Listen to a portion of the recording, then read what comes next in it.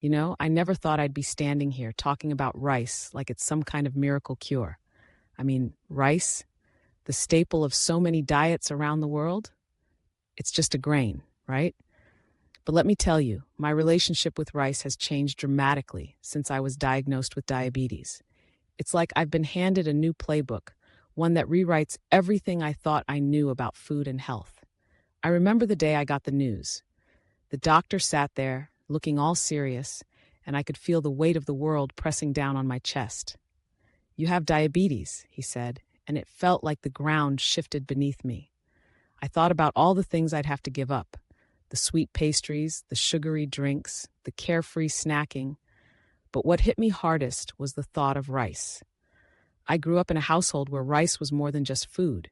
It was comfort, it was tradition, it was love. My mother would make it every Sunday, steaming it to perfection, and we'd gather around the table, sharing stories and laughter. But now, rice was the enemy. I could almost hear the grains whispering, "We'll raise your blood sugar, we'll make you feel awful." I was terrified. I started reading everything I could find about diabetes, and it was overwhelming. Carbohydrates, glycemic index, portion sizes, it felt like I was drowning in a sea of numbers and rules. I thought I'd have to say goodbye to my beloved rice forever. Then, one day, I stumbled upon an article about a new kind of rice. It was called resistant starch rice. Apparently, it was different from the regular stuff. When cooked and then cooled, it transformed into something that could actually help manage blood sugar levels. I was skeptical, of course. I mean, how could rice, of all things, be good for me? But I was desperate. I had to try it. So I found a local store that sold it and brought home a bag.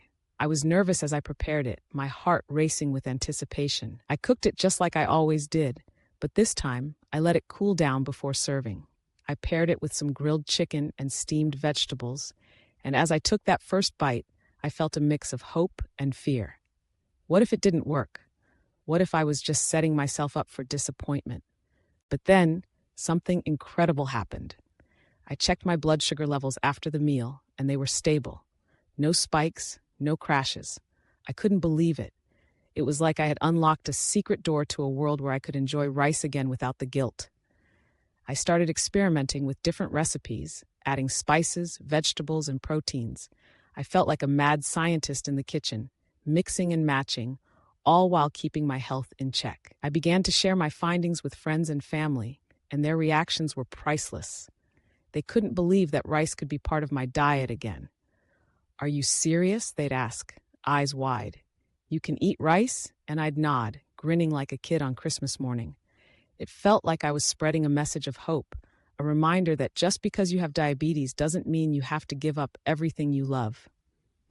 Now, rice isn't just a grain to me, it's a symbol of resilience. It's a reminder that there's always a way to adapt, to find balance, to reclaim joy in the things that once felt forbidden. I've learned that it's not about deprivation, it's about making informed choices. And who would have thought that a simple bowl of rice could hold so much power? It's amazing how something so ordinary can become extraordinary when you look at it through a different lens.